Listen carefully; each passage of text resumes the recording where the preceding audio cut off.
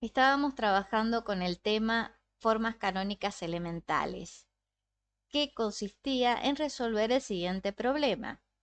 Dada una transformación lineal con mismo dominio y mismo codominio sobre un espacio vectorial V eh, en el cuerpo K, la idea es tratar de hallar una base B que la voy a simbolizar con B negrita o más gruesa para poderla identificar de otro tipo de bases. Este conjunto tiene que ser una base del dominio de la transformación y la idea es obtener que la matriz asociada a esa base tenga la mayor cantidad de ceros.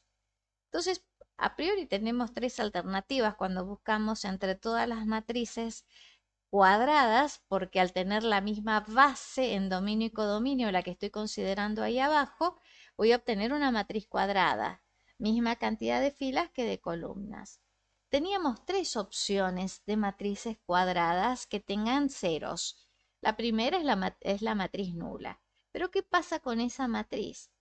Obviamente va a estar asociada a la transformación nula. De hecho, si yo acá tengo la transformación nula, la matriz que se calcula acá va a ser la nula. Y si tengo la matriz nula, seguramente lo que está dentro es la transformación nula. O sea que hay un sí, solo sí o una correspondencia biunívoca entre esa transformación y esa matriz en particular.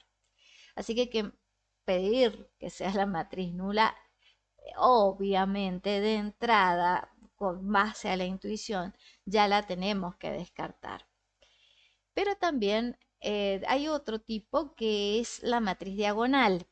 Dentro de la matriz diagonal eh, sería a lo mejor muy pretencioso obtener la matriz diagonal, pero igual nos lanzamos a la aventura de tratar de encontrar una base que me dé una diagonal como matriz. La otra sería triangular. Bueno, como les dije, nos arriesgamos, vamos por todo en el primer intento y buscamos que sea diagonal. Hallar una base implica de alguna manera decir que exista la base. Y eso sabemos bien que en términos lógicos significa construir a este conjunto. De ahí es que la tradición implica varios conceptos para poder llegar a esa construcción. Se pasa por semejanza de matrices, por autovalores, por espacios propios y dentro de los espacios propios vimos dos propiedades que las he puesto rojas, en rojo en esta diapositiva para poderlas destacar, porque son propiedades prácticas. O sea, yo tengo una matriz y quiero calcular con números o con cosas adentro en forma concreta el qué me dan esos espacios propios y qué más puedo sacar a partir de esa formulación. Esto tiene una fórmula especial que la vimos en una de las primeras diapositivas de espacio propio, que era esa fórmula. Pero en términos prácticos, como les decía, no me sirve. Por eso es que se recurre a esta otra formulación donde se va a decir que ese subbeta es isomorfo, salvo isomorfismo a este conjunto. El isomorfismo involucrado habíamos dicho que estaba dado por esta composición de isomorfismos. La cuestión es que ahí tengo una fórmula. Este conjunto se puede probar que es un subespacio vectorial de V. Entonces, si estoy diciendo que es igual a este conjunto también es un subespacio vectorial.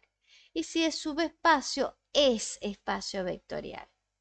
Si tengo un espacio vectorial, la idea era hallar una base, que fue lo que hicimos en el video anterior. Entonces empezábamos por un ejemplo para graficar todos los conceptos que iban apareciendo. Tomamos este ejemplo donde tengo al espacio B, que es R cubo, el cuerpo es el conjunto de los reales y la letra N, que aparece en varias diapositivas, es igual a 3. Esa letra N se refería a la dimensión del espacio vectorial o también a la cantidad de componentes que tenía la base ordenada de la cual yo tenía que partir. Yo tengo que partir de una base cualquiera, una base cualquiera.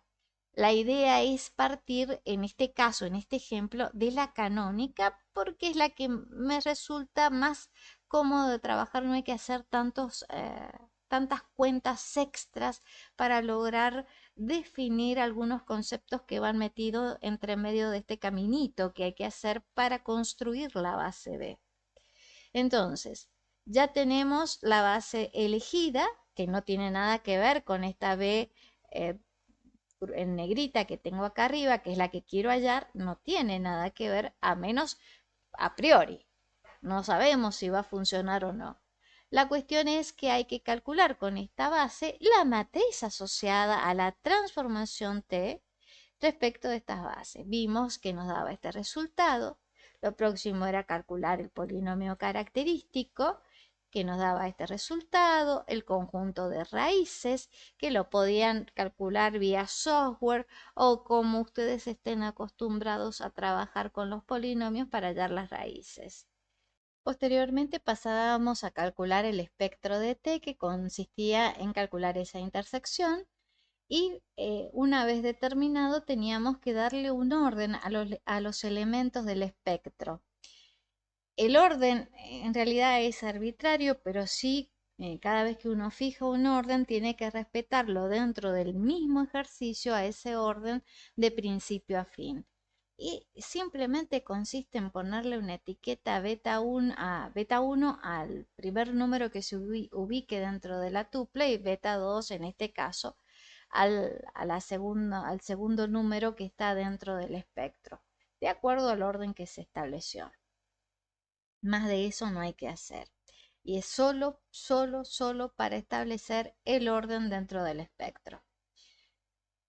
Factorizábamos el polinomio característico en base a las raíces encontradas previamente y de ahí buscábamos el orden de multiplicidad de cada una de esas raíces, que consistía simplemente en escribir en ese lugar, el exponente de cada paréntesis que corresponde a cada raíz. Ese es el orden de multiplicidad. Recuerden que esto es muy importante para poder determinar si voy a poder encontrar esa base B que me dé la matriz diagonal. Luego de haber calculado los autovalores, teníamos que calcular los espacios propios. Los espacios propios tenían esta definición, pero que a términos prácticos, cuando yo tengo una transformación y tengo la matriz asociada en alguna base, no me sirve esta definición. Entonces tenía que venir y buscar otra formulación que a nivel informático sea de mejor utilidad. Entonces nos encontrábamos con esta igualdad salvo isomorfismo. El isomorfismo estaba dado por esas dos funciones que ven ahí, que son anecdóticas. Generalmente esto no se dice en ninguna resolución, simplemente se pone que ese sub beta es igual, se utiliza el signo igual en ese lugar para dar esta expresión. Yo acá lo pongo con el signo de isomorfismo para indicar que es una igualdad salvo isomorfismo, porque bajo ningún punto de vista es una igualdad bajo estrictos términos de conjuntos. Entonces, teníamos esta expresión y la empezábamos a trabajar porque el objetivo era hallar una base de este conjunto. La base de este conjunto, que en este caso yo la simbolizo con los elementos B sub 1 hasta B sub t, me va a permitir construir la base del espacio propio asociado a cada autovalor. Entonces, con estas dos fórmulas que están en rojo, era lo que venía a hacer. Ahí tengo la formulación en general y tomaba ahora cada autovalor en particular. Acá tengo beta 1 igual a 3 y comenzaba a calcular este conjunto que está dado ya con esa fórmula. Reemplazaba cada cosa por la matriz correspondiente. Tengan en cuenta que yo acá no elijo trabajar con x sub 1 hasta x sub n, simplemente trabajo con a, b y c, porque al trabajar en computadora me es mucho más fácil eliminar los subíndices lo más que pueda. Entonces, yo trabajo con A, B y C. Bueno, la cuestión es que sigo trabajando, voy siguiendo la corriente acá. Sigo sacando cuentas, me aparecen dos matrices iguales, utilizo la definición de igualdad de matrices y de esta igualdad me queda una sola ecuación. De acá elijo una letra, la despejo para reemplazarla en ese lugar y de esta manera logro encontrar esta formulación donde aparecen las letras que son variables libres. Todas las letras que me quedaron acá serán variables libres, las que están acá.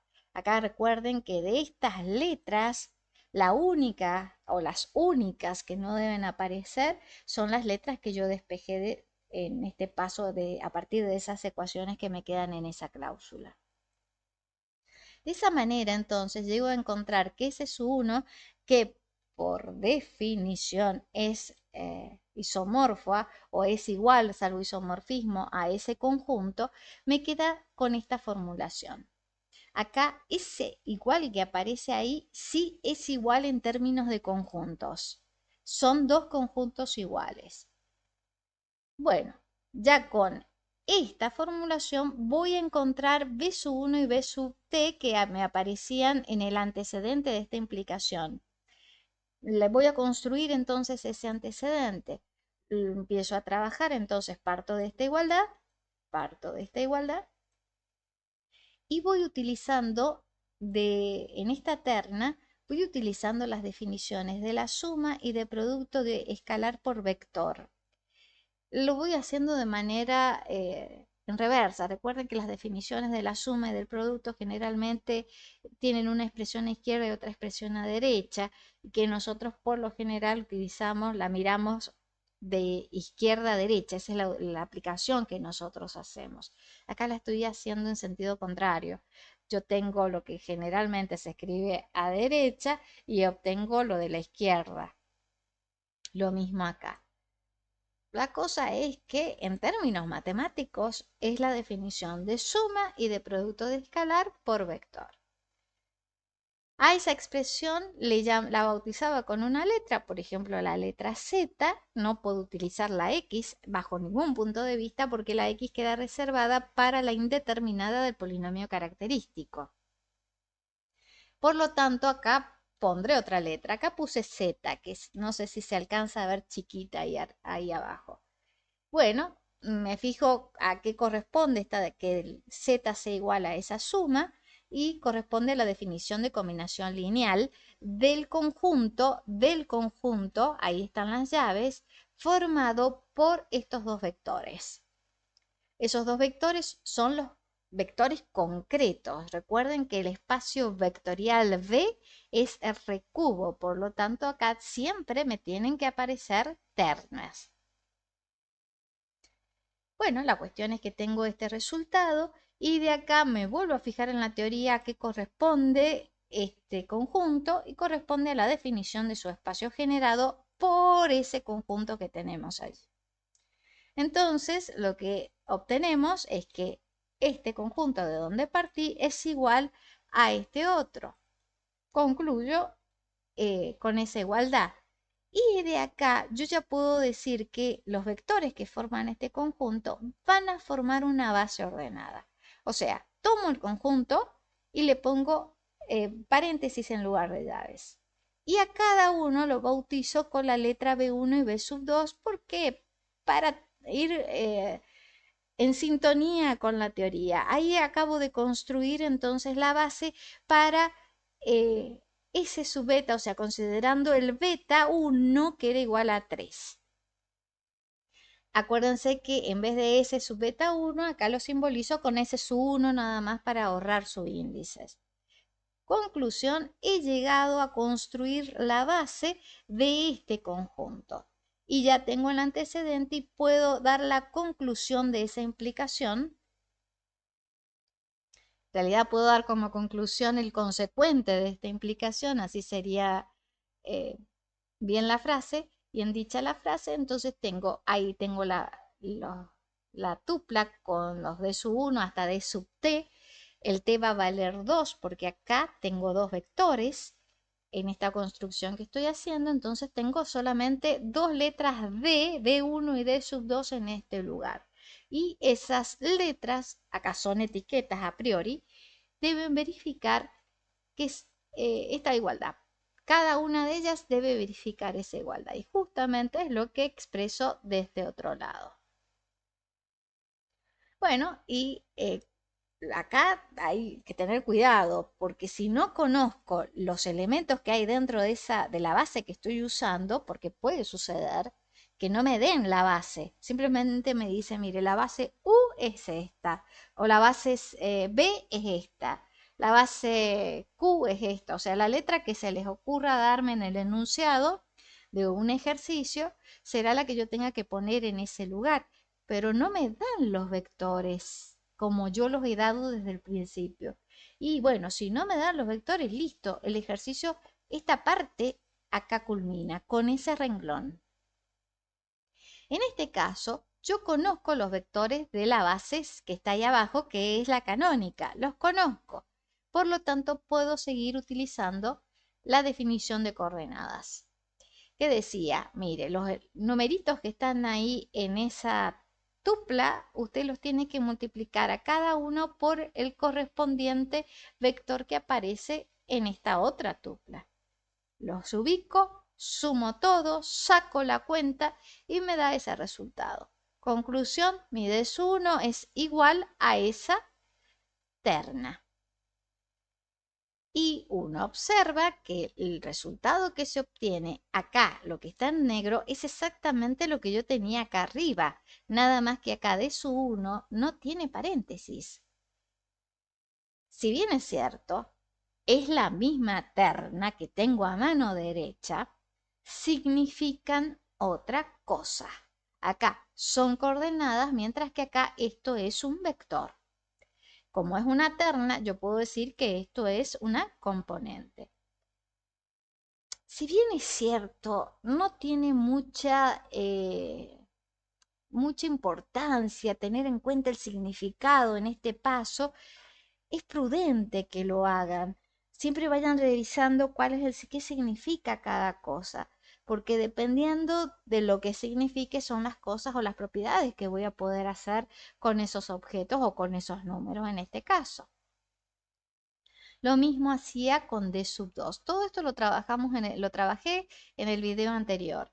Entonces, D sub 2 directamente no voy a hacer la cuenta. Digo que lo que está adentro va a ser igual a esa terna, teniendo en cuenta que ahora esto se lee como que es el vector etiquetado con D sub 2.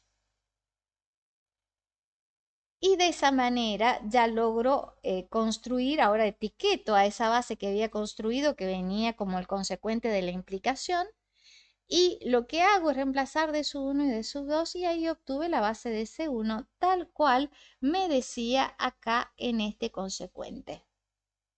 Tengo una base de su espacio propio. Todo este trabajo era para beta 1 igual a 3. Ahí estaba, para beta 1 igual a 3. Voy a hacer lo mismo con el otro autovalor que tenía, que era 5. Por acá, ¿se acuerdan que teníamos en el espectro? Dos betas teníamos. Bueno, ahora llegó el momento de beta 2. Beta 2 es igual a 5.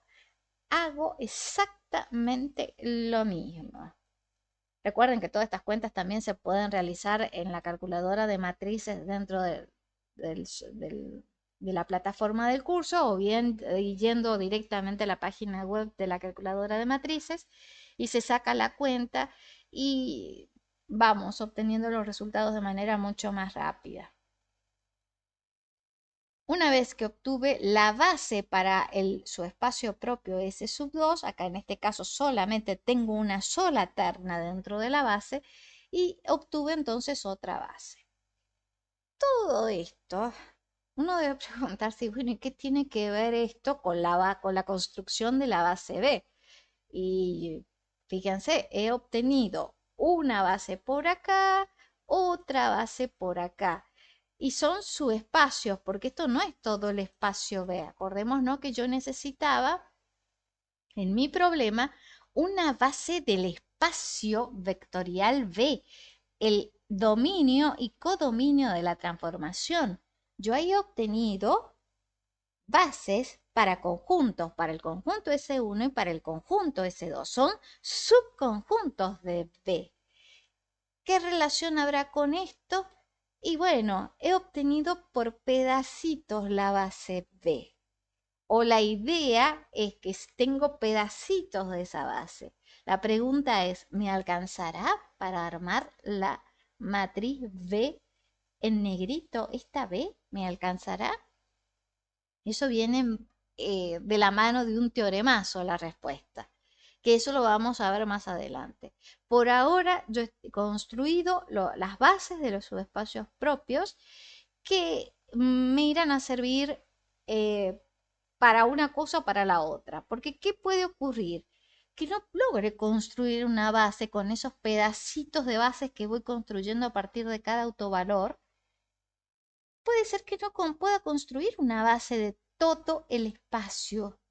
Si no la puedo construir a esta base, entonces no puedo decir que haya una matriz diagonal asociada a B, asociada a la transformación, perdón. No puedo decirlo sin la existencia de B. Bueno, sí, eso me lo da un teorema la respuesta. ¿Puedo o no puedo? Si puedo, la construyo en base a la unión. Uno todas las bases que encontré en el camino y eso me va a dar B, pero se tiene que cumplir un requisito previo. En el caso de que ese requisito no se cumpla, lo que vamos a hacer es un viraje, un pequeño retoque para lograr una matriz. Quizás no sea diagonal, pero una matriz que me sale de la construcción. Habrá que ver qué tipo de matriz será la que se construya. Por lo tanto, todo el trabajo que hemos hecho hasta el momento me sirve para todo lo que viene en este Beamer, en esta presentación, con todos estos temas. Me va a servir. Antes de pasar a ver ese teoremazo, como les digo, donde me dice, una vez que ya calculé esto, una vez que llegué a este punto, si existe o no existe la base, voy a dar otro tema que se llama polinomio minimal. Hoffman, la idea que él dice del polinomio minimal en una breve frase que está metida ahí entre líneas en varias páginas, entre varias páginas, la idea de introducir polinomio minimal es justamente encontrar un camino alternativo a ese teoremazo que yo les digo para saber si la matriz es diagonal. Pero no solo para eso me va a servir el polinomio minimal, sino me va a servir para algo que yo creo que es una joya que se encuentran buscando un camino alternativo al teoremazo. Porque el teoremazo lo que tiene justamente es mucho trabajo, porque es larguita la cosa. Yo acá lo he ido expresando paso por paso a todo lo que hay que hacer. Lo meten a esta cuenta, la meten ustedes en la calculadora de matrices y listo, ya está. Tengo en 2 segundos el resultado. Pero si uno está haciendo las cosas a mano, por ahí cuesta. A todo esto, estas cuentas el ser humano no las hace. A nosotros nos conviene trabajar directamente con la expresión de la TEC tal como venía. Lo que estamos haciendo es ver cuál es el costo para la matriz, o sea, tomando el camino que está probado, que le cuesta menos a una computadora seguir. Eso es lo que nosotros estamos haciendo. Todo el trabajo que hace la computadora para sacar las cuentas y obtener esa base B y obtener la matriz diagonal también. Estamos viendo todo el caminito que hace la computadora y que en términos computacionales a la computadora eso le gusta porque tarda menos en darme una respuesta. Entonces, bueno, vamos con polinomio minimal. Vamos a tener que trabajar con 4 ítems, por lo menos, con 4 diapositivas distintas para hablar de polinomio minimal entre propiedades y definiciones extras que necesito para poder definir polinomio minimal. Esta diapositiva, cuando uno la ve creo que dirán, wow, qué manera de tener cosas. La verdad que sí tiene muchas cosas y están todas relacionadas. Y si yo las pongo en diapositivas por separadas, voy a caer en lo que el problema que tiene Hoffman, porque Hoffman no las introduce todas juntas, las va introduciendo de a poco y con varias páginas de separación y muchas veces no da una definición concreta, sino lo va diciendo entre líneas, la va parafraseando a las definiciones y la verdad que uno se pierde a qué le llama, por ejemplo, polinomio de t cuando jamás lo han encontrado en las páginas previas. Entonces hay que ver a qué le llama eso. O sea, esto leyéndose unas cuantas páginas de Hoffman, se llega a determinar todas estas definiciones que están involucradas acá. Lo mejor de todo es que todas las definiciones, todos los recuadros y todas las cosas que están en rojo me llevan a lo mismo. Se habla de un montón de cosas, pero en definitiva obtengo el mismo resultado. Las introduce porque algunas veces es más fácil trabajar con este cuadro y otras veces es más fácil trabajar con esta parte, con ese renglón de ahí. Dependiendo del contexto teórico que tenga, le va a resultar más sencillo al lector y a la persona que está demostrando poder ensamblar la teoría que se va construyendo. Bueno, el primer tema para hablar de polinomio minimal, que es el eje central de este tema, tenemos que hablar de polinomios anuladores. Si hablo de polinomios, tengo que hablar de una expresión como esta. P es igual a una sumatoria, donde acá está lambda sub i con x elevado a la i varía de 0 hasta m. Entonces uno tiene que interpretar qué es esto, aparte acá me están diciendo que esta expresión pertenece acá corchetes x. Esa relación de pertenencia es sumamente necesaria escribirla, porque con estas expresiones vamos a ir obteniendo, armando distintos objetos que en algunos casos serán matrices, en otros casos serán funciones. En este caso es un polinomio. Por lo tanto, hay que decir a dónde está esa sumatoria. Este es el símbolo o la notación de la familia de polinomios con coeficiente en k y determinada x. La letra m que aparece acá no me está indicando que p tenga grado m. Para nada, no me está diciendo eso. Lo único que me dice que en la expresión de P hay m términos, pero no es el grado. Para que m sea el grado, tiene que ser el máximo exponente que aparezca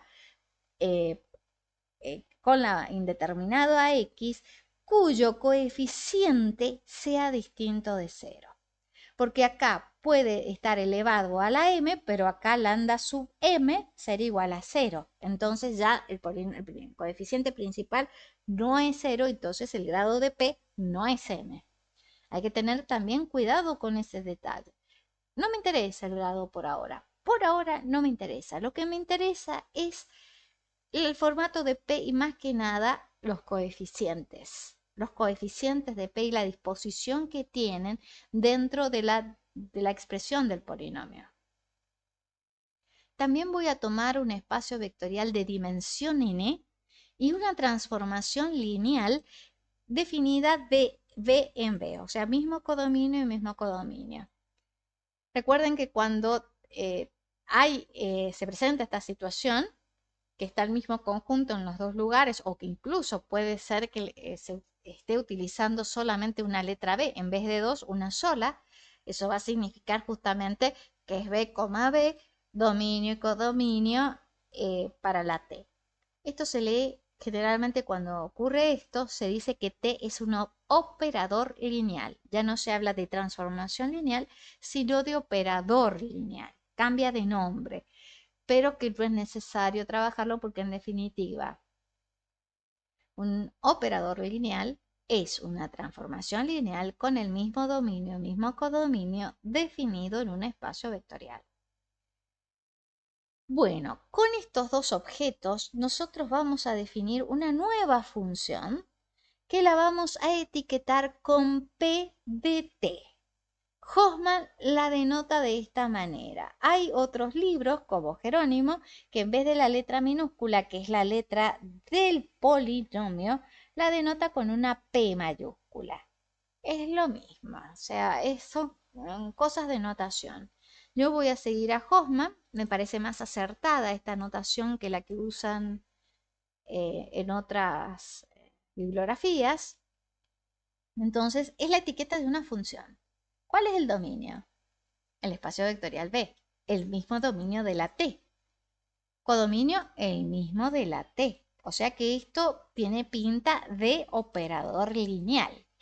Hay que ver si es lineal para empezar, ¿no? Por lo menos se ve que es función de B en B.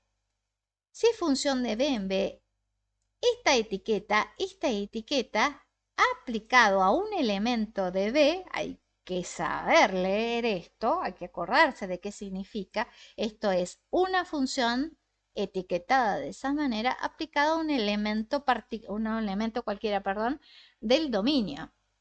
¿Qué le va a asignar esta función? Esta sumatoria de acá. Lo que va a hacer esta función es tomar la expresión del polinomio y donde diga x le va a poner la t. Hablando muy pronto, quizás mal, pero eso es lo que hace. Le pone a la expresión del p le va a poner va a reemplazar la x por la letra t. Entonces ahí va a aparecerme t a la i. Pero como esta es una función, ¿qué es esto? Acá la tengo en general, tomo un k en los naturales con el 0, t a la k es t elevado a la k, es una potencia de funciones, así lo define Hoffman, va a ser la identidad en el caso de que sea 0, y si no, va a ser la composición de k veces en el caso de que sea mayor o igual que 1. Entonces, lo que yo tengo en esa expresión, en ese recuadro, tengo que jugar con esta definición de acá abajo. Y si acá tengo una composición y acá tengo la identidad, en definitiva, esto es una función. ¿Qué hago con las funciones cuando tengo un elemento de un dominio? Se lo aplico. Entonces acá lo que me va a quedar es t elevado a la i aplicado a b. Multiplico después cada uno de esos t elevado a la i aplicado a b por el lambda sui que aparece acá y después sumo todos los términos de 0 hasta m. Y de esa manera lo que obtenemos es una nueva función. Hay que probar qué función. Eso está en una propiedad en la diapositiva siguiente. ¿Cómo le vamos a llamar a esta función? Polinomio. ¿Por qué? Porque estoy robándole al polinomio p la expresión. Por eso le vamos a llamar polinomio p en t. Polinomio p en t. Si yo tengo una función cualquiera, una e cualquiera, eso me va a decir Hoffman, o quizás aparezca esto en los enunciados de los ejercicios. Una letra es un polinomio de t. En este caso la letra elegida es la e. Esa letra es polinomio de t. Me aparece esa expresión dentro de un ejercicio. ¿Qué es lo que debo entender por esa frase? Debo entender que existe un polinomio tal que esa letra es igual a p de t. O sea que en este caso la letra e se trata de una función. O sea, es una función que le va a robar la expresión a un polinomio cualquiera, no sé cuál. Lo que sí sé es que existe ese polinomio. A eso alude esta expresión. Hoffman no la da tan clara, pero bueno, hay que leer y tratar de armar la proposición para dar una definición que me parece muy prudente tenerla en cuenta. Después, hay otra expresión que él usa, que esta ya es más contundente y en esto sí aclara qué es lo que es. Va a decir que P anula a T. P anula a T. Con esa frase yo tengo que identificar qué es cada letra antes de dar la definición. O sea, de dar la otra expresión del otro lado del sí, solo sí. Primero, ¿qué es P? Un polinomio. ¿Qué es T? Una función. Entonces P está anulando a la función T. ¿Qué significa eso? Que P de T, o sea, el polinomio de P en T, es igual a la función nula.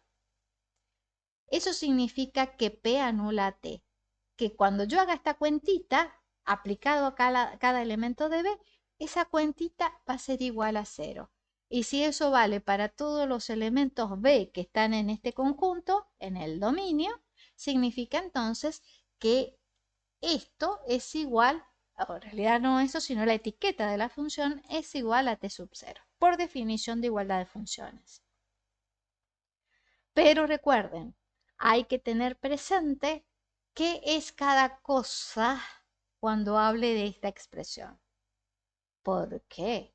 Porque ahora se viene la otra versión. Esta es versión en términos de transformaciones lineales. Vamos a hacer lo mismo, pero usando matrices.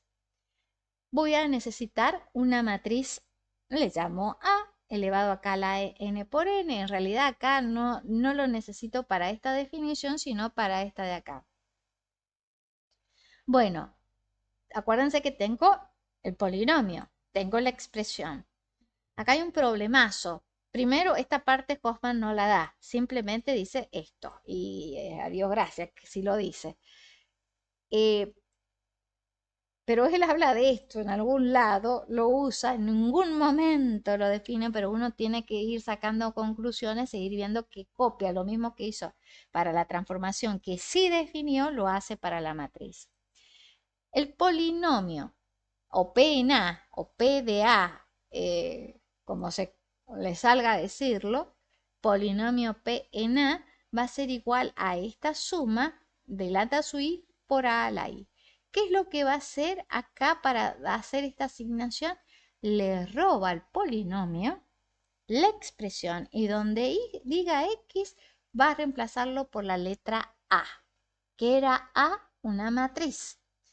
Y al tener entonces esta cuenta, voy a tener acá, esto es una matriz, porque A elevado a la I es una definición que da Hoffman, eso sí lo hace casi al principio del libro. La potencia se define muy similar a las transformaciones. A elevado a la 0 me va a dar la identidad. Y cuando no sea 0 me va a dar el producto de la matriz A K veces. K veces que es el exponente que está allá. Muy similar a lo que hacemos en la definición de potencias con números reales. Bien. Bueno, obtenemos entonces esta expresión. Observen que ya acá no hay B, solamente está la A. Y entonces, cada matriz que yo tome, le puedo asignar, teniendo en cuenta la expresión de P, esta cuenta. Por lo tanto, puedo definir una función con dominio en K la n por n, porque estoy tomando matrices, ahí está el argumento, estoy tomando matrices y lo que obtengo de resultado es otra matriz. Lo que obtengo en el resultado de esta asignación, del resultado de esta fórmula, es una matriz, por eso va a ser su codominio este de acá. El problema que hay, como les decía, es qué letra le ponemos a esta función. Hoffman habla de esta expresión. Entonces debo entender que está utilizando la misma etiqueta que el polinomio. Pero otra vez, y acá otra vez, insisto con esto de los significados. Acá me aparece la letra P etiquetando a un objeto matemático que es un polinomio.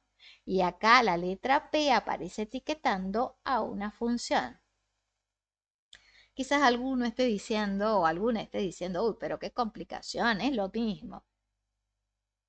Si ustedes quieren tomarlo de esa manera y decir es lo mismo, adelante. Pero son objetos matemáticos distintos, no es lo mismo. En eso yo no puedo ceder, no es lo mismo. Entiendo que es imprudente introducir una nueva anotación en este contexto, no hace falta. Lo que sí hace falta es tener en cuenta el significado de las letras, nada más. Bueno, estoy copiando lo que dije en esta parte de arriba. Entonces ahora llega el turno de que el polinomio anule en este caso a la matriz. Otra vez, tengo que P anula a la matriz. Acá hay que tener en cuenta, como les digo, qué significa cada letra. En este caso, la letra A significa matriz. Esta es de esta. Bien. Bueno, entonces P anula A si, solo si P en A, o sea, esta cuenta, me da la matriz nula. Y ahí viene entonces de por qué es necesario saber qué significa cada letra, porque si esta es transformación, lo que yo obtenga de este otro lado va a ser la función nula, mientras que si esta es matriz, voy a tener la matriz nula. Hoffman esto no se hace ningún problema, él en vez de usar toda esta expresión directamente le pone 0 acá, en vez de utilizar este símbolo le pone 0 acá y se le acabó la historia, no tiene ningún problema. Él la tiene clarísima. El lector no tanto. Y menos si anda con un montón de cosas, el lector como nosotras, mm, viendo un montón de cosas a la par a medida que uno va haciendo el curso, menos tenemos las cosas claras. Entonces la idea es escribir lo más claro posible para no tener confusiones más después. De igual manera, voy a obtener una expresión como esta. Voy a decir que una letra es polinomio de A y otra vez tengo que tener en cuenta qué significa eso, esa letra de ahí para saber qué es la E. La idea va a ser la misma. Voy a decir E es polinomio de A si solo si existe un polinomio. Es lo mismo de arriba. E igual, lo mismo de arriba. Lo que va a cambiar es acá P en A. Y uno dirá, pero es lo mismo, ¿no? Cambia la letra T por la A. Sí, cambia la letra T por la A, no lo voy a discutir, pero el significado cambió. Porque ahora la E ya no es función, como acá arriba. La E es matriz, porque P en A me da esta cuenta y esa cuenta es una matriz. O sea, hay que tener cuidado con esa expresión. Esta expresión no es muy clara. Entiendo la ventaja que hay de usarla dentro de lo que hace Hoffman, pero la verdad que hay que tener un cuidado bárbaro a la hora de trabajar con esa expresión. Entonces tengo polinomios anuladores, toda la teoría de lo que Hoffman habla en forma repartida dentro de su libro está en esta diapositiva. Seguramente hay otras cosas que se me han escapado, pero yo creo que esto es lo principal. Ahora hablemos de las propiedades de los polinomios de operadores y matrices. Voy a considerar dos polinomios P y Q y el conjunto de transformaciones lineales de B en B, donde B es un espacio vectorial con cuerpo K. Hay distintos tipos de propiedades que van a relacionar las operaciones tanto de polinomio como la de funciones lineales y también la de matrices, o sea, polinomios con matrices y la de polinomios con las de funciones lineales. En ese juego se va a estar dentro de esta diapositiva. Las dos primeras son propiedades inmediatas que vienen a partir de la definición de esta función. Justamente al ser función, lo que obtengamos, en realidad vamos a obtener es una transformación lineal. O sea que esta fórmula me da una función lineal. Eso es lo que obtenemos en el apartado A. En el apartado B me está diciendo algo que es obvio, que P en A es una matriz. ¿Y eso por qué? Es obvio. Miremos la definición. Yo tomo una matriz y a esa matriz por medio de esta función P la voy a enviar a la suma donde aparece la matriz A elevado a la I. Y como les dije, esta matriz este exponente es una matriz, por lo tanto la suma me va a dar una matriz. Y eso sale inmediatamente del codominio de la función. ¿Por qué lo escribo acá como una propiedad aparte? Simplemente para tenerla a mano cuando se necesite. O sea, es algo que ya está dicho en la diapositiva anterior, pero por ahí conviene mejor tener escrito en forma más explícita qué significa P en A o qué objeto matemático es P en A. Lo mismo acá con P en T. Si T es una transformación lineal, obtengo una función y en este otro caso una matriz. La propiedad 3 habla de la suma de polinomios. Tengo P, tengo Q, sumo esos polinomios, obtengo una expresión polinómica en base a esas fórmulas y de ahí lo que hacemos es tener en cuenta con esta nueva formulación de P más Q, aplicar la fórmula que teníamos por acá, que era P en T. O sea que tenemos que construir luego la suma, donde los lambda sui, recordemos, son los coeficientes del polinomio, que en este caso es P más Q. La idea va a ser justamente pretender que esta expresión, esta función es igual a la suma de las dos funciones que obtengo construyendo P en T y Q en T. Parece ser, hablando muy mal y pronto, pero para que se entienda, es como que reparto T en P y en Q. Es una especie de distributiva que se aplica aunque estamos muy lejos de esa propiedad, pero para que se entienda más o menos cuál es la idea.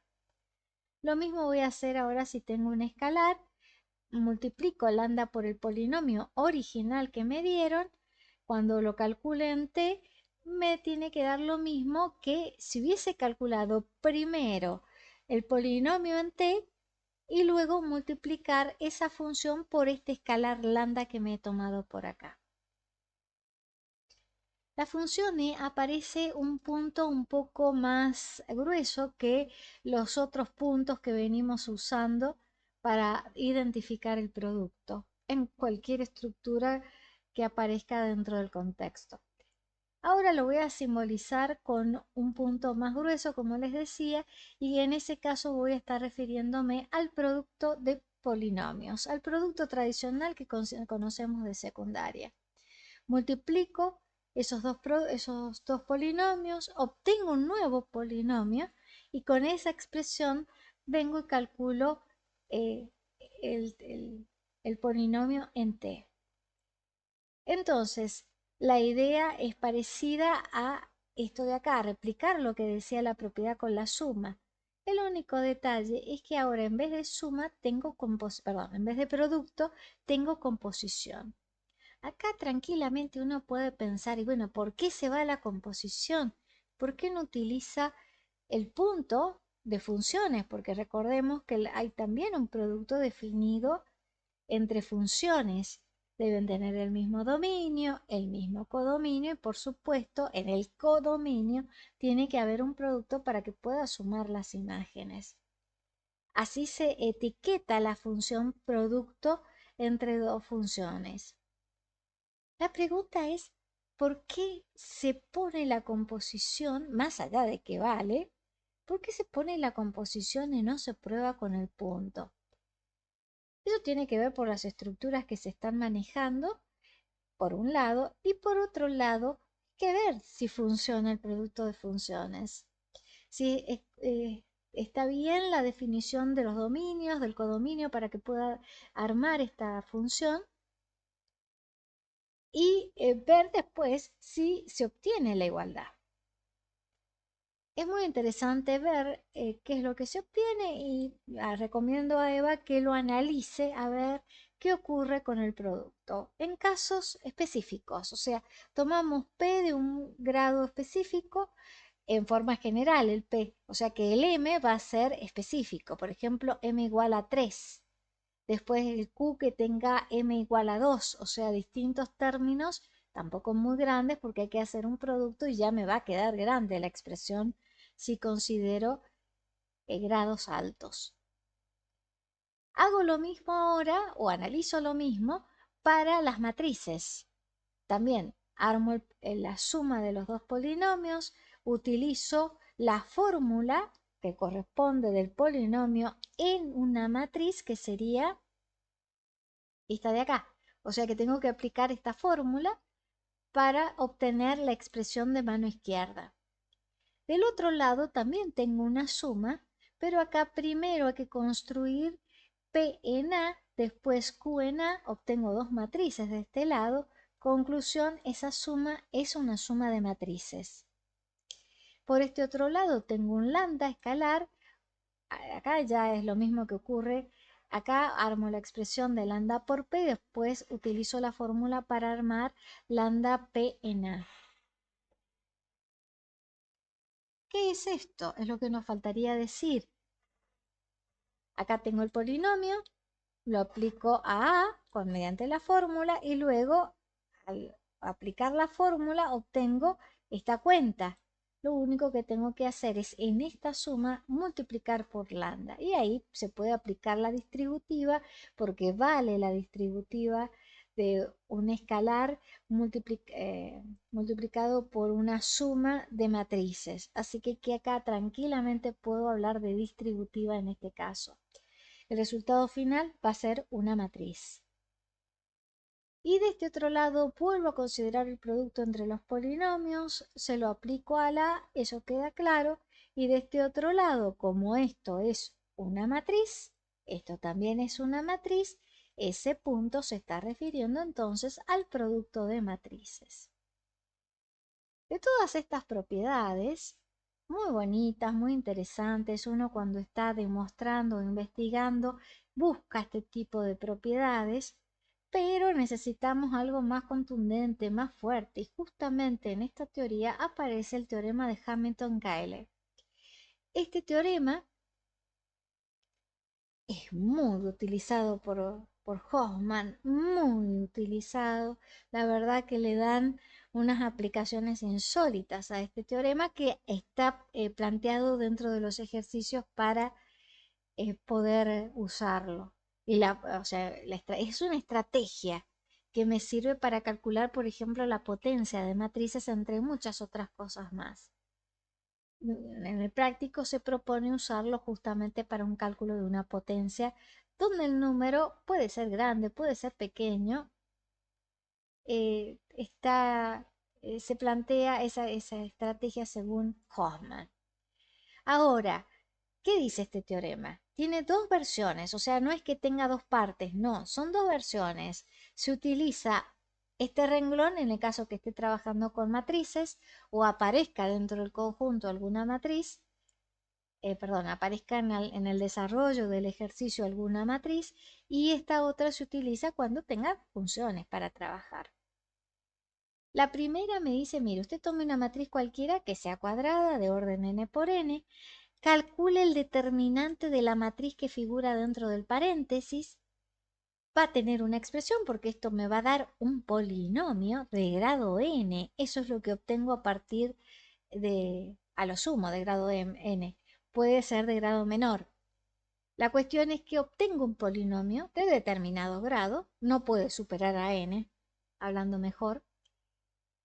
Y lo que hay que hacer ahora es, con esa expresión del polinomio, calcular la cuenta que le asigna el polinomio, en este caso el p es ese determinante.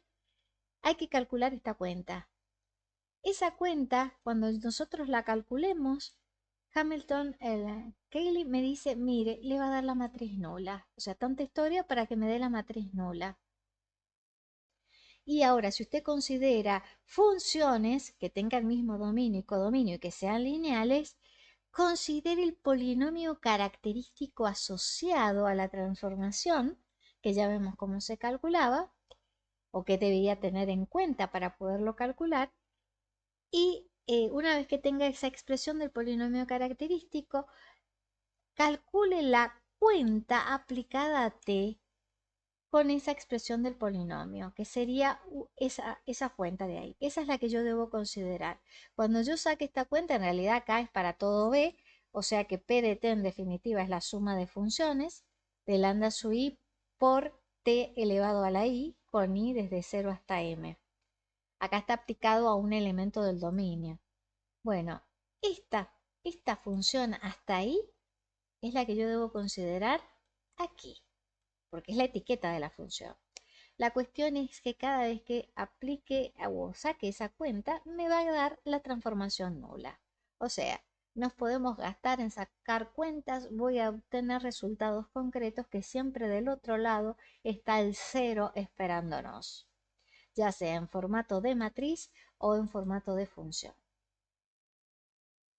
teorema de Hamilton-Cayley es fórmulas que hay que aprender para el caso de las personas que tienen que ir a rendir en este examen que les piden en posgrado. Entonces, resultadazo según Hoffman dentro de toda esta teoría. Después analizaremos y evaluaremos a ver si es tan potente, si es tan necesario tenerlo. Eso dependerá de la aplicación que le demos en el ejercicio, pero como verán, quedará sujeto a crítica más adelante, a ver si es cierto que es tan potente ese teorema. Ahora sí hablamos de polinomio minimal. Hay dos versiones, una referido a una matriz y un polinomio minimal referido a una función. Ahora hablamos primero de matriz porque es más fácil calcularlo. Tomo una matriz cuadrada de orden n por n con coeficientes en un cuerpo k y voy a considerar el polinomio m sub a. A esa cosa, a esa expresión, yo le voy a llamar polinomio minimal de a. Acá sí hay que tener en cuenta qué es a, si es matriz o función, porque estoy usando letras mayúsculas, pero si no tengo información sobre qué significa esta letra, acá esto me va a cambiar. Entonces necesito tener esa información previa. En este caso es matriz. Bueno, este polinomio justamente va a ser un polinomio, pero también va a ser un polinomio mónico. ¿Qué significa que sea mónico? Significa que en la expresión del polinomio, esta es la expresión que yo elijo para escribir la expresión polinómica, valga la redundancia, y acá le estoy asignando el valor k a este término de acá. Acuérdense que esto está comprimido porque si no me queda muy larga la expresión y no me entra dentro de la diapositiva. Bueno, si miramos, el exponente mayor que tiene la indeterminada en esta expresión es la letra k, pero eso no significa que sea el grado. Yo sé que aquí en esta expresión hay k más un término porque tengo que contar a partir desde cero. Hay k más un términos en esta expresión. Eso es lo que me dice esa letra por ser la más grande que aparece dentro de esa expresión. Ahora, ¿es grado? La respuesta es sí. K es el grado de este polinomio. ¿Cómo me doy cuenta? Porque tengo que, una vez que identifique el exponente mayor de la indeterminada, me fijo en el coeficiente principal que está ahí. Ahí hay un 1 que no está en forma explícita, está en forma implícita, de acuerdo a los convenios de notación que hay para estos casos con polinomios. Ahí hay un 1.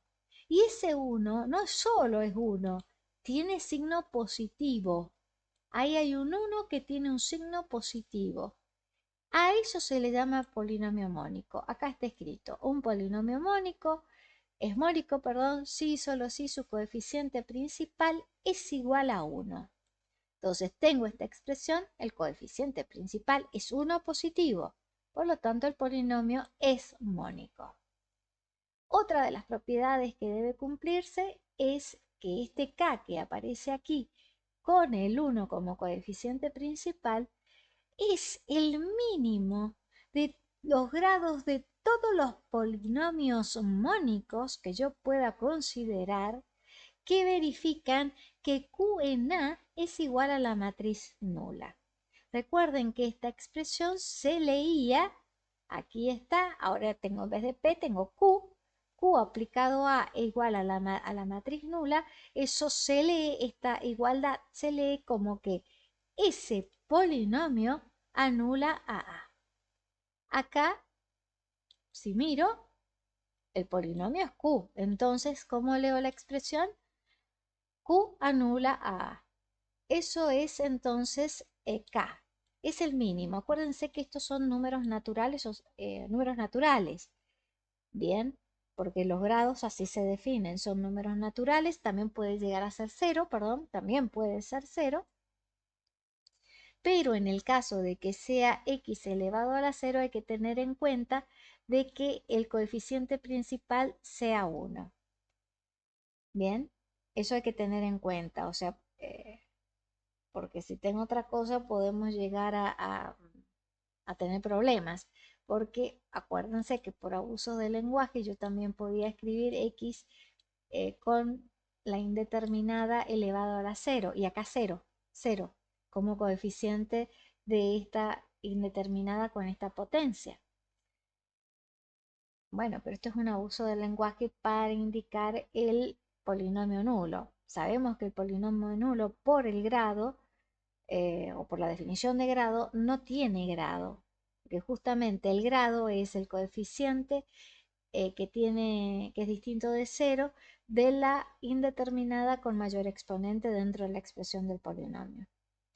Entonces, esto por ahí lo necesito escribir así para no perderme en las cuentas al calcular la suma de polinomios o el producto de polinomios, pero en realidad no sería correcto escribirlo de acuerdo a la definición de grado que da Hoffman. Entonces, acá yo voy a tener en números naturales o ceros, y como es mónico, ahí voy a asegurar entonces de que tengo coeficiente principal 1 siempre, 1 positivo siempre. Bueno, una vez que ya tenemos una fórmula para calcular al grado del polinomio minimal, cosa que a nivel práctico no nos sirve para nada la fórmula, para nada va a servir, queda otra condición más que considerar para decir que esta expresión es el polinomio minimal. ¿Cuál es la condición? Que el polinomio minimal calculado en A también me dé la matriz nula. M sub A, si yo estoy diciendo acá arriba que esta es la expresión del polinomio, entonces lo que tengo que venir y hacer en esa expresión cambiar la X por la letra A. Y obviamente la suma ya será suma de matrices, producto de una escalar por una matriz, potencia de matrices y suma de matrices las que estén involucradas en esta expresión. Bueno, esa cuenta, esta que es una matriz, me tiene que dar la nula. ¿Cómo se lee esto? Siendo que M sub A es un polinomio, se lee que M sub A anula a A. Conclusión, el polinomio minimal anula a A. Esas son las expresiones más frecuentes dentro del libro de Hoffman y también de Jerónimo.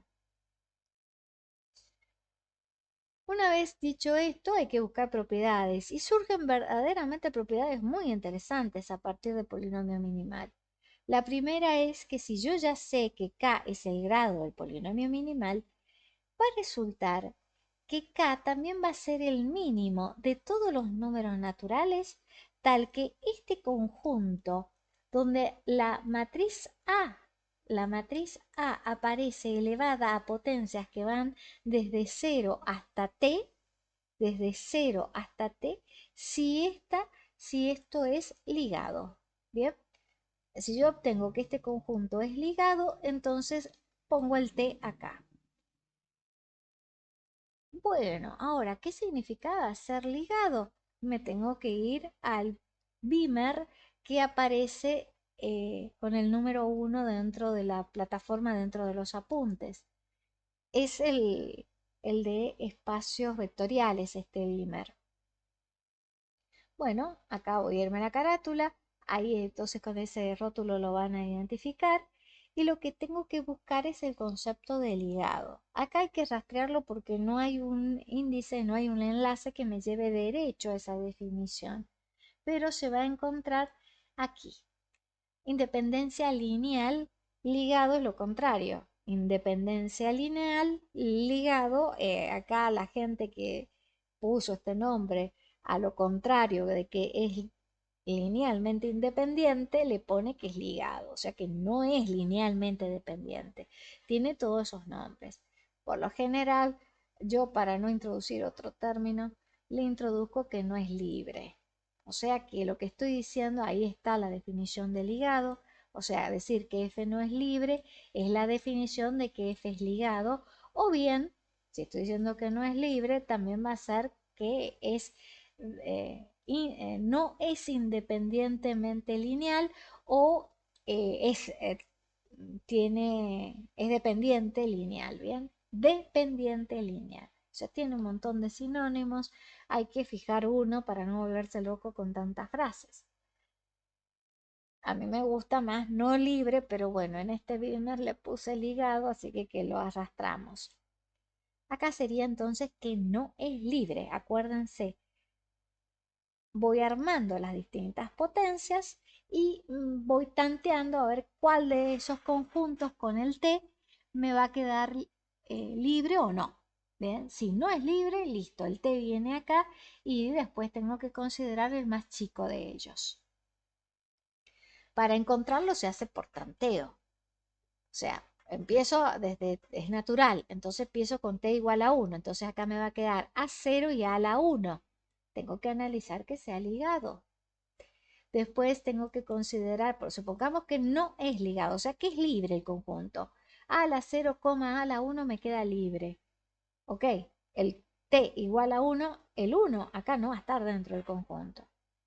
Paso al siguiente, T igual a 2. Entonces ahora acá adentro me va a quedar A0, A la 1 y A la 2. ¿Qué tengo que hacer? Ver que este conjunto sea ligado para que el T igual a 2 pertenezca acá. Y así se va encontrando hasta que en algún momento me llega que sí es ligado o que no es libre. Listo, ese es el valor de K. O va a coincidir con K, que es el grado del polinomio minimal. Se busca por tanteo, como dice acá, a partir de 0 no, es a partir de 1, porque tengo que considerar los naturales nada más. Sí o sí a partir de 1 tiene que ser, no funciona a partir de 0. Otra propiedad teórica interesante es que cualquier polinomio que anule a A, fíjense la expresión, P en A es igual a la matriz nula. Eso significa que el polinomio P anula a la matriz A, de acuerdo a la frase que introdujimos al principio de este tema. Conclusión, si tengo esto, voy a obtener que el polinomio minimal divide a ese polinomio P que tengo acá. ¿Qué significaba que divida? Que existe otro polinomio tal que ese polinomio S multiplicado por el M sub A que está acá arriba me da P que es el polinomio que está abajo. Cuidado que tiene que existir un único polinomio al que le vamos a etiquetar con la letra S. Un único polinomio. No me importa el grado, me importa que sea uno solo para que P me quede expresado como el producto de dos factores nada más. Y viceversa. Si M sub A divide a P, o sea, si se verifica esto de acá, entonces yo puedo decir que este P va a anular a la matriz A.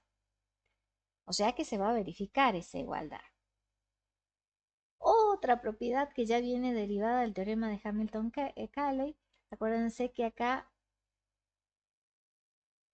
eh, el teorema de Hamilton-Cayley a nivel de matrices me decía, mire, este determinante aplicado a A me da la matriz nula. Eso es lo que me dice Hamilton-Cayley.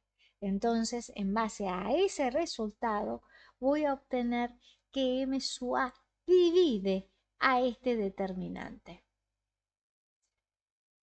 Propiedades a nivel teórico muy interesantes se utilizan para la propiedad principal de toda esta diapositiva, que es la número 4, que me da la forma de cómo calcular la expresión del polinomio minimal. Porque yo sé que el polinomio minimal tiene este formato, no tengo idea de cuánto vale K, no tengo idea de cuánto valen los lambda sui. Entonces, ¿cómo los hallo? Ese es el tema de esta parte. ¿Cómo hallo los lambdas y cómo hallo el valor de K, que es el grado del polinomio minimal? Lamentablemente, la estrategia, si uno tiene que hacerla a mano, no es nada fácil. Primero porque tengo que hacerlo por tanteo, porque tengo que buscar el menor número natural que satisfaga esta proposición que ven acá. Y empezamos otra vez. Empiezo por K igual a 0. Acá dice número natural. puede ser K igual a 0, pero hay que ver ahí. A lo mejor, ya vemos por qué hay que ver. Hay que empezar entonces por K igual a 1. Kaufman lo da como natural, ¿eh? Entonces empezamos con K igual a 1. Si K es igual a 1 y se verifica esta proposición, o sea, yo ahora, siendo K igual a 1, tengo que probar la existencia de los lambdas que están en el cuerpo K, tal que esta cuenta me dé la matriz nula. Todo un lío hacer esto. Ahora, si yo llego a encontrar el primer K que verifica esta condición, con eso obtengo el valor de K y también tengo los valores de los lambda, porque tengo que demostrar la existencia. O sea que en el camino me tengo que encontrar con los valores de lambda. Ya teniendo el K y los lambda, puedo armar la expresión del polinomio y definirlo específicamente al polinomio minimal. O sea, hay una fórmula para calcularlo. No es la más bonita, no es la más sencilla, puede llegar a ser tediosa, puede llegar a ser traumática si lo hacemos en forma manual. Veamos a ver a qué me estoy refiriendo con esto.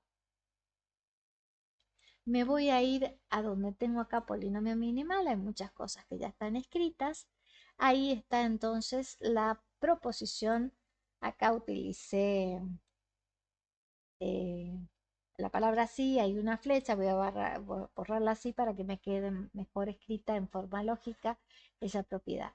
Esto que ven acá es lo que yo tengo aquí, en el antecedente. Bien, tengo que probar el antecedente e ir tanteando el valor de K. ¿Con qué matriz voy a trabajar? Lo voy a hacer a nivel matriz. ¿Con qué matriz trabajo? Con la que vengo trabajando en los videos anteriores.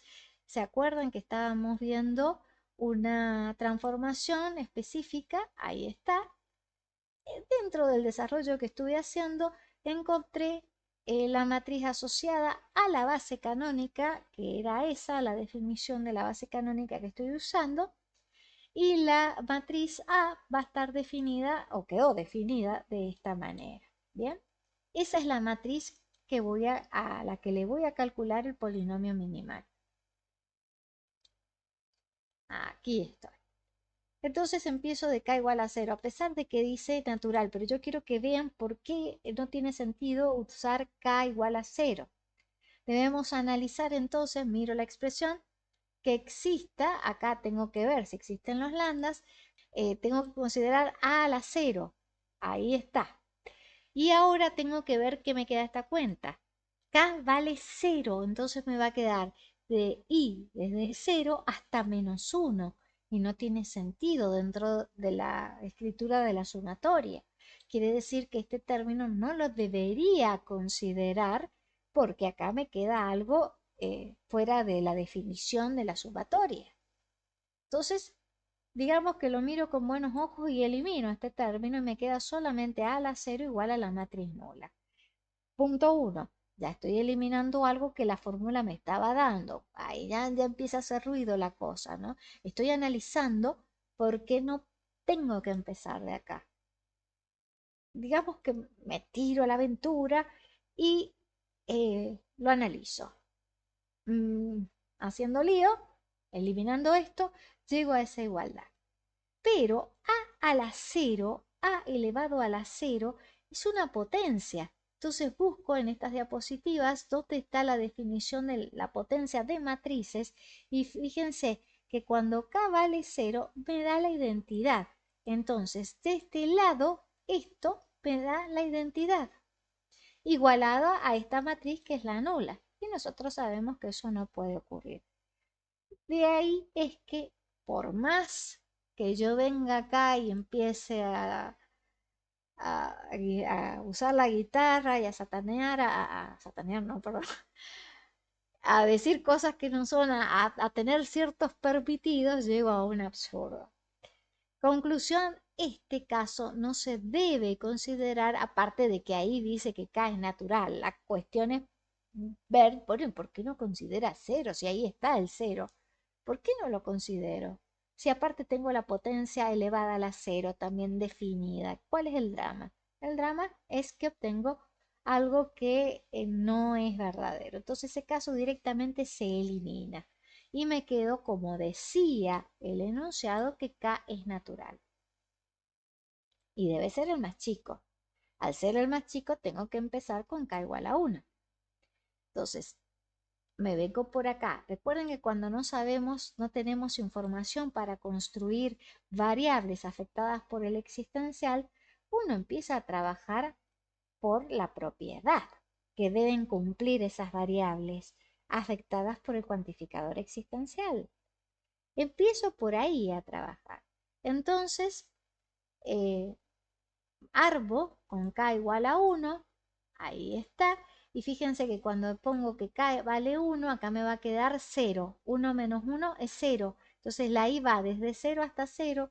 Ahí no hay problema. Me va a quedar un solo término nada más. Cuando la I vale 0. Entonces acá me queda lambda 0, lambda sub 0, perdón, y A elevado a la 0. Eso es lo que me queda de esta sumatoria, solamente ese término, igualado a la matriz nula. Entonces, como yo ya sé que esto va a valer 0, ahí voy a obtener cuenta 0, entonces voy a tener un solo lambda. Vuelvo a repetir, estoy haciendo trampa porque estoy suponiendo que vale, a ver qué onda, qué es lo que obtenemos. Solamente tenemos un lambda 0. De hecho, se podría venir, en realidad acá he puesto, está bien la frase, debemos analizar si esta proposición es verdadera. Por lo tanto, acá no lo puedo borrar. Ahora sí empiezo a hacer la trampa, empiezo a trabajar por la propiedad. ¿Qué hago? Y reemplazo la matriz A que tenía, ahí está la matriz A, la reemplazo en este lugar. Entonces acá me va a quedar A elevado a la 1. En lugar de A escribo la matriz esta grandota que tengo acá. Más lambda 0, vuelvo a escribir la matriz elevado a la 0. Pero ¿qué ocurre aquí? Lo que va a ocurrir es que A a la 0 es la identidad. Entonces me queda esa matriz. A elevado a la 1, por la definición de potencia, es una vez tengo que escribir A. Una vez la escribo y ahí está. O sea que ahí he reemplazado y he calculado las potencias, todo de una misma vez.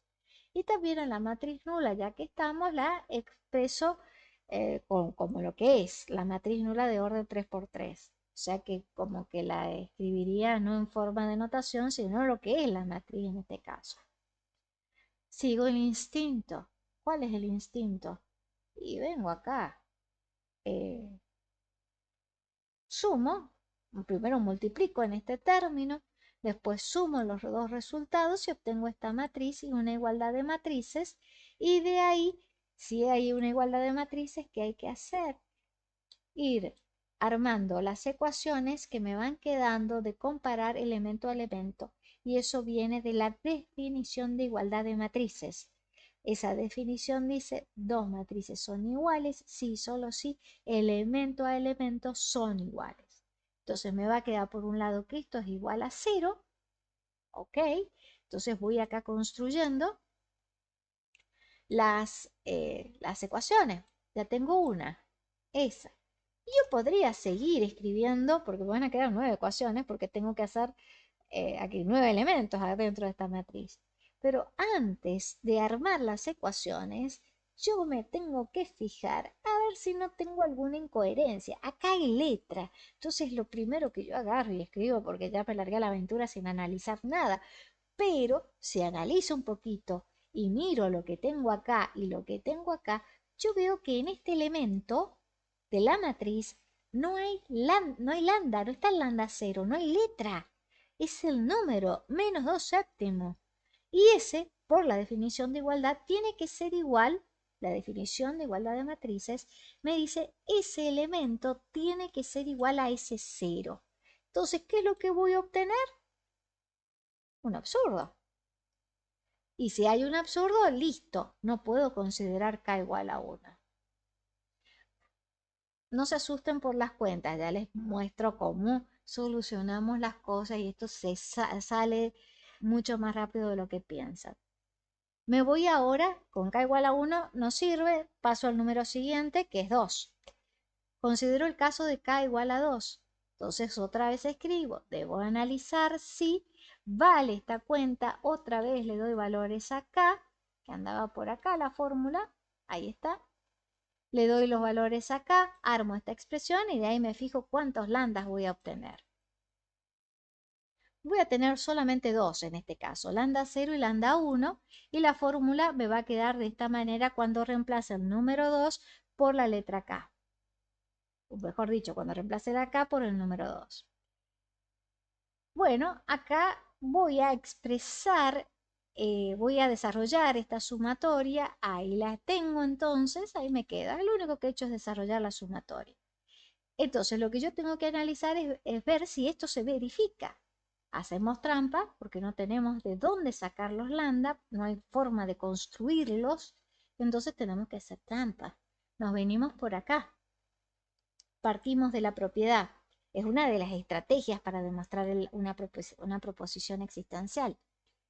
Entonces, de esta cuenta vengo acá, la escribo, saco algunas potencias, a al cuadrado, me queda a cuadrado, tengo que sacar la cuenta, lambda 0 lo escribo, a la 0 es la identidad, la escribo, a la 1 es a, la escribo, y bueno, me queda esa cuentita que ven ahí.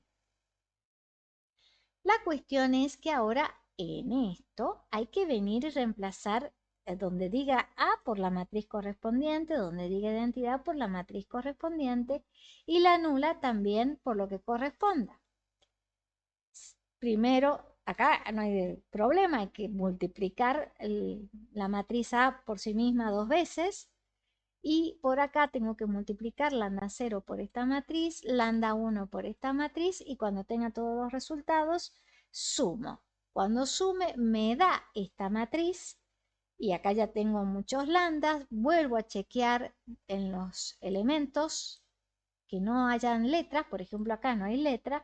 Me tengo que fijar del otro lado si su elemento correspondiente, qué es lo que hay. Y sí, 0 es igual a 0, así que ahí andamos bien.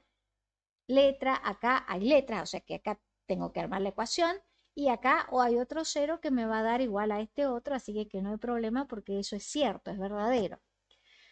No tengo otro elemento con números solo, así que lo que queda es empezar a escribir esto igualado a 0, ahí está. Creo que acá hice al revés. Esta expresión, porque acá los he ordenado, ahí está, bien. Eso lo vi al final, pero en realidad yo tendría que haber empezado desde acá. Bien, esta es la primera expresión que yo obtengo con el primer elemento que me aparece acá. Bien, ahí está. Esta es igual a 0. Sigo con esta igual a 0. O sea, todas las expresiones que figuran acá van a estar igualadas a 0. No hay ninguna que se repita, así que me van a quedar 7 ecuaciones. 7 ecuaciones. Pero son ecuaciones fáciles, por lo menos acá, ¿no? Son fáciles según este ejemplo. ¿Por qué a esta no la consideré? Porque está lambda 0 y lambda 1. Para no ponerme a despejar de acá una letra, después reemplazarla en otra, me fijo en esta. Fíjense que el lambda 1 es la única variable o la única letra que figura acá, en esa ecuación. Entonces la puedo despejar. La despejo y me va a dar menos 8. Ahora tengo que buscar en otras ecuaciones que solo tengan a lambda 1 menos 8. O sea, las busco y las reemplazo y me voy fijando si es cierto que esta cuenta se verifica. Lo hago, lo tengo que hacer con cada una de las expresiones que están acá. No hay escapatoria. Hay que hacerlo, porque si llega a fallar una, puede deberse a dos motivos. Cometimos error en algún cálculo y hay que arreglarlo.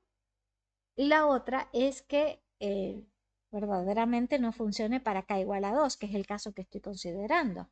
Entonces hay que tener cuidado y tomarse el trabajo de verificar o de chequear que el valor que obtuve en una ecuación se satisfaga también para las otras ecuaciones. Acá por ahí también tengo, a ver, acá había reemplazado, ahí me figuraba en esta expresión, que está de acá, la voy a escribir de vuelta. En esa expresión figuraba lambda 1, también está lambda 0, entonces lo que voy a hacer es reemplazar lambda 1, por eso es que aparecía el menos 8 por acá. Lo reemplazo y de acá despejo lambda 0 y me va a quedar 15. Lo tengo que despejar.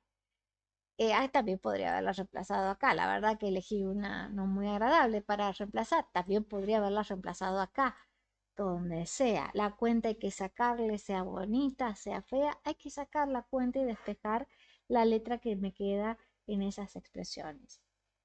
Una vez despejada y calculado el valor, hay que chequearlo en cada una de las ecuaciones que me quedan a partir de la definición de igualdad de matrices. Yo ya lo verifiqué, esto efectivamente me dan estos valores. Entonces yo ya tengo los lambdas, por acá existen los lambdas. ¿Se acuerdan que lo que yo quería ver acá cuando tomé k igual a 2, quería analizar si es cierto que se cumplía esto? Acabo de demostrar que para k igual a 2 existe lambda 0 y lambda 1 con valores determinados. Entonces ya puedo decir que se satisface, donde tenía la formulación acá, ahí está, que se satisface esta proposición existencial. Vale para k igual a 2 y 2 es un número natural y es el más chico que verifica esta proposición, porque el 1, que es el único número anterior que tengo, no la verificaba. Se cumple el antecedente, he logrado armar el antecedente y ponerle valores a la letra K y a los lambdas que aparecen en la expresión. Entonces, ahora lo único que hay que hacer es venir y copiar esta fórmula y reemplazar los lambdas y el K, y ahí me va a quedar el polinomio minimal asociado a esta matriz en particular. Ahí está, la expresión general, donde aparece el K y los lambda, y lo único que hago es venir y reemplazar el K igual a 2 en cada uno de los lugares y los lambdas por lo que corresponde. Acá tenía que extender la sumatoria y bueno, cuando la extienda me va a quedar esto. Ahora veamos cómo sacar algunas de estas cuentas utilizando la calculadora de matrices que está dentro del campus. Acá yo voy a salir del campus porque me es más práctico y más grande trabajarlo directo desde la página web. Bueno, acá tengo la calculadora de matrices y todas las cuentas que he venido sacando. La idea va a ser calcularlas a partir de la calculadora. Lo primero que yo tengo que hacer es venir y cargar la matriz A con la que yo voy a trabajar. La cargo en ese lugar. Yo en este caso, recuerden que tengo, que lo estoy copiando a partir del científico y por eso todos esos paréntesis aparecen por la escritura en código látex del científico. Pero no hace falta escribir tantos paréntesis. En este lugar con que hubiésemos escrito 22/7 es suficiente. O sea, con eso me sirve. Bueno, una vez que yo tengo esta matriz cargada, la idea va a ser sacar la cuenta que obtuve acá. Bien, ¿se acuerdan que estábamos con el caso k igual a 1? Bien, ¿qué teníamos que hacer toda esta cuenta? Acá quedaba fácil porque realmente es muy fácil la cuenta que hay que hacer. Pero supongamos que lo estoy escribiendo en código látex a esto y no tengo Scientific Work para poder trabajar y la idea es la siguiente. Escribo esa fórmula en este lugar porque lo que quiero hacer es sacar esta cuenta para que me dé ese resultado, venir y copiarlo acá.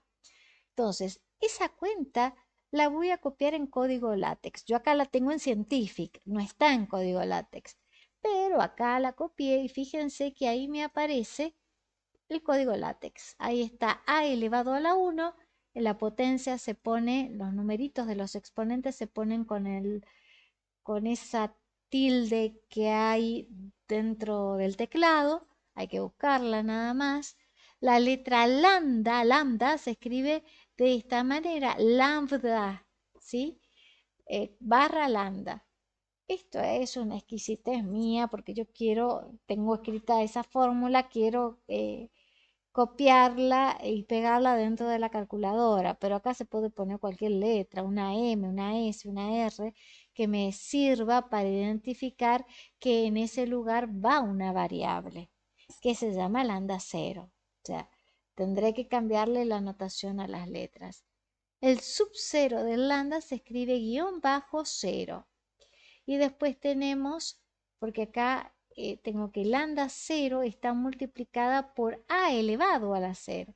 Entonces acá yo le pongo barra c dot, que es la que me indica el producto, ese es el comando para poner en látex el punto del producto. Y a eso lo tengo que elevar a la cero. Entonces lo primero que voy a copiar es lo que tengo escrito en código látex de esta expresión. Si no tengo, no estoy escribiendo en látex, ya vemos otra forma para calcularlo. Vamos primero con esta.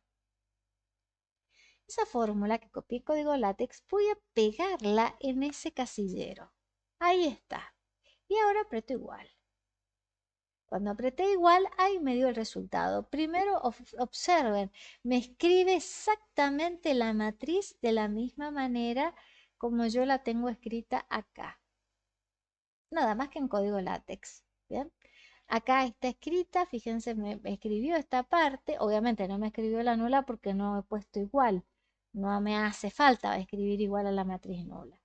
Y ahora, ya que la calculadora me dio este resultado, incluso me dio la cuenta escrita hasta en látex, lo que tengo que hacer, supónganse que quiero escribir esto y pegarlo dentro del archivo text del látex, vengo, hago clic en esas tres rayitas y escribo mostrar como látex, se me abre una ventana, selecciono lo que dice esa ventana, lo copio con el control C del teclado y voy al archivo text y lo pego. Cuando lo compile me va a aparecer la matriz. Hago lo mismo con esto otro, quizás acá me esté faltando el signo más, pero acá hago lo mismo, me va a aparecer esto de acá. Acá sí hay que tener en cuenta que el lambda 0 no lo escribió. Entonces esas cosas vamos a tener que agregarlas después al látex en forma manual. Lo importante es que me da el resultado. Yo a esto vengo, lo copio y lo pego dentro de mi archivo que estoy trabajando dentro de algún procesador de texto con látex. Ahora bien, ustedes dirán, ok, pero yo no escribo en látex. Entonces, bueno, ¿cómo escribimos esta cuenta? Acuérdense que ahora tengo que replicar esto que he escrito aquí, esto que he escrito acá, lo tengo que replicar dentro de la calculadora, pero tratando de usar cosas simples. Esto lo tengo que cargar en forma manual, seguro, ¿sí? Una vez hecho eso, listo. Voy a entonces a escribir la fórmula. Dice, escriba a elevado a la 1. ¿Dónde está? ¿Cuál es la etiqueta que le da la calculadora a la matriz que yo he puesto acá? Le da A, o sea que ahí coincidimos. Me queda A elevado a la 1. Entonces vengo acá donde dice matriz elevada a la 1, escribo 1. ¿Ven? Solo 1. Y acá me va a quedar... No, acá sí o sí hay que escribirla de acuerdo al...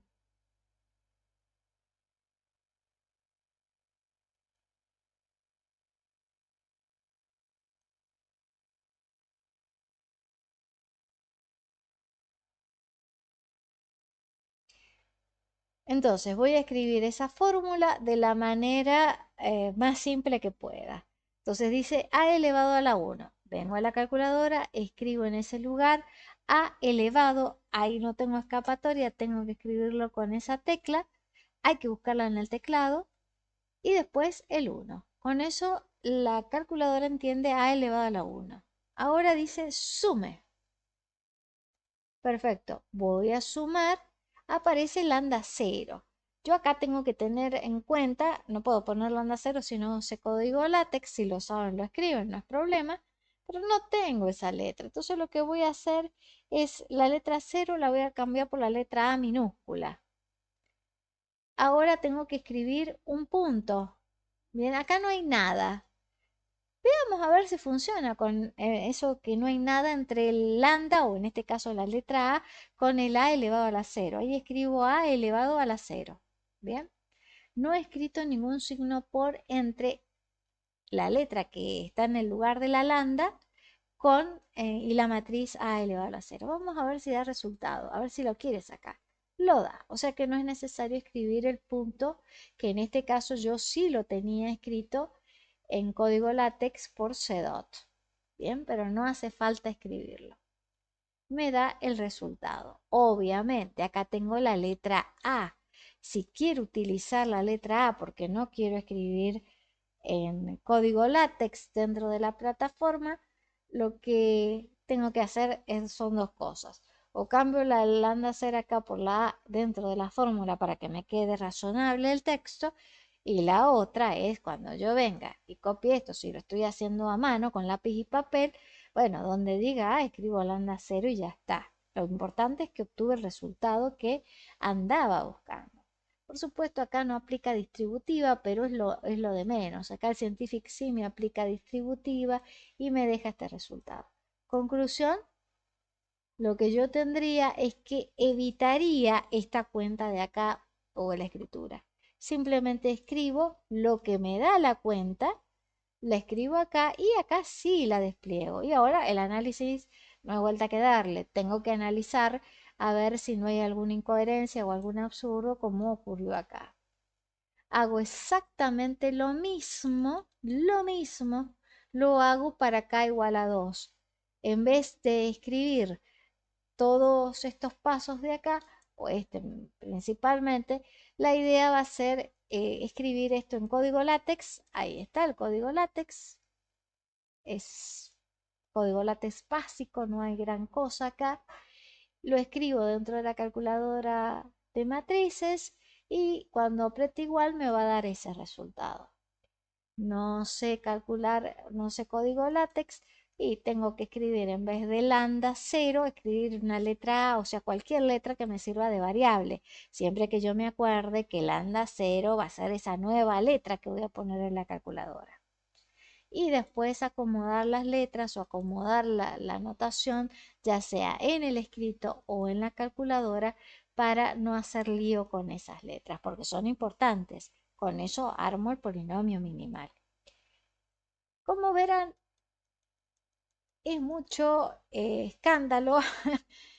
Si uno tiene software, la verdad que es casi inmediata la resolución del polinomio minimal. Pero si no, tengo la calculadora donde puedo obviar algunos pasos, algunas cosas para escribir. Por ejemplo, este paso no hace falta escribirlo, directamente escribo el resultado y después las ecuaciones que tengo. Scientific Work me hace obviamente todo de un solo saque.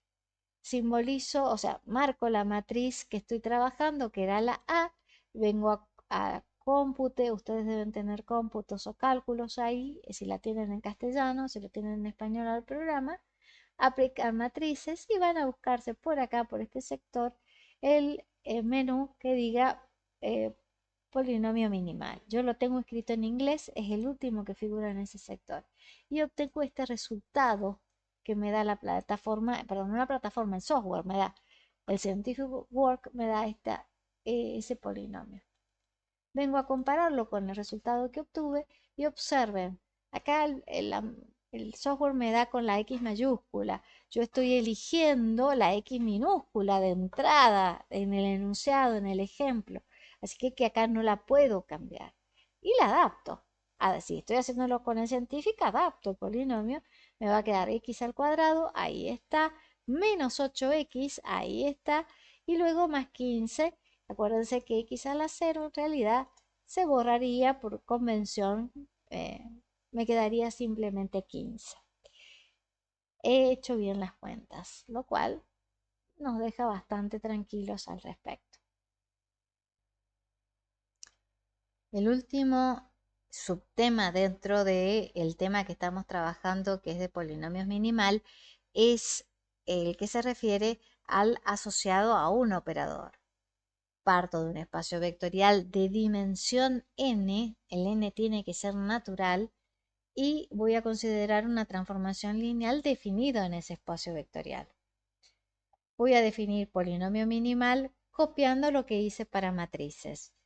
O sea que voy a considerar que el polinomio minimal del operador también va a ser armónico, va a tener la misma expresión que el polinomio asociado a la matriz, va a tener esta misma relación, lo único que acá va a estar adaptado lo que entendemos porque un polinomio anule a un operador lineal, que me tiene que dar la transformación nula. Acá cuando tenía, en este caso, cuando hablaba del polinomio minimal de una matriz, me aparecía el polinomio aplicado a la matriz A igual a la matriz, a una matriz. Esa es la diferencia que tengo en ese párrafo, en esa línea. Y la misma voy a obtener acá, que tengo que adaptar el polinomio minimal que anula al operador, en este caso que me tiene que dar el operador nulo del otro lado.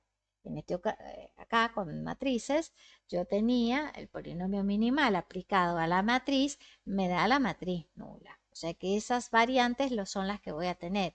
Y por supuesto, en la fórmula donde me va a aparecer en vez de la matriz la letra T, y voy a tener potencia de funciones, suma de funciones, para poder llegar a trabajar. Todo eso va a ocurrir acá, esa suma de funciones. Bien. Entonces lo que hago es copiar, reproducir lo que hice para matrices, lo hago para operadores. Lo mismo voy a hacer con las propiedades. Acá voy a tener que si tengo un polinomio que anula a t, entonces el polinomio minimal lo va a dividir. El teorema de Hamilton-Cayley me va a decir como corolario que el polinomio minimal divide al polinomio característico. ¿Eso por qué? Porque el teorema de Hamilton-Cayley en la versión de operadores lineales me dice, mire, el polinomio característico anula a t, porque ahí tengo la t sub 0. Entonces, de esa manera es que puedo llegar a decir, en base a esta propiedad, como resultado de esa propiedad y del teorema de Hamilton-Cayley, que el polinomio minimal divide el característico. Y un resultado el más interesante de todos es establecer cuál es la relación entre el polinomio minimal de un operador y el polinomio minimal de una matriz cuando esa matriz es una matriz asociada a una base cualquiera que yo tome del dominio de la transformación. El resultado esperado y anhelado es que coincidan. Y justamente es lo que ocurre aquí. M sub t lo voy a calcular teniendo en cuenta como lo que hice o las cuentas que hice para el polinomio cuando tenía la matriz. Si yo me vengo acá al ejercicio, lo que yo he hecho era considerar la matriz asociada a la base canónica de la transformación T. Obtuve el polinomio minimal en esa matriz que es la asociada a una base del dominio, y por lo tanto yo lo que puedo venir y concluir acá, que si m sub a es igual a esta expresión, entonces el polinomio minimal de la transformación t va a ser igual a esta misma expresión. Y con eso entonces ya tenemos gran parte de la teoría que involucra el polinomio minimal. Falta ver ahora las aplicaciones, o sea, ¿para qué me interesa este polinomio minimal? Vamos a ver que Hoffman le da, por un lado, una aplicación para saber si existe esta base B que andaba buscando por acá. A ver si existe esa base. Esa es la primera aplicación que le da Hoffman. Y después le encuentra la vuelta y le da más aplicaciones bastante interesantes que veremos en otro video.